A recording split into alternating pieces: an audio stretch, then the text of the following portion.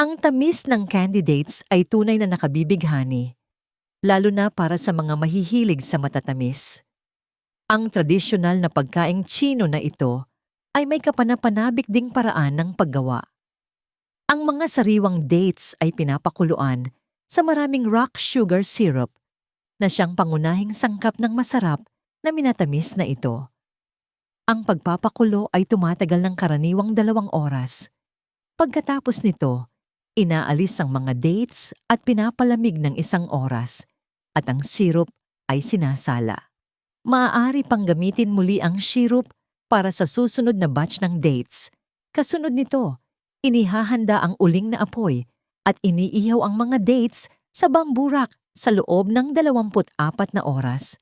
Kapag naihaw na, pinapaplat ang mga dates gamit ang kamay. Sa yugtong ito, masarap na silang kainin, ngunit may huling hakbang pa. Ang mga pinaplat na dates ay inilalagay sa silid patagpatan at pinatutuyo muli sa loob ng 24 na oras.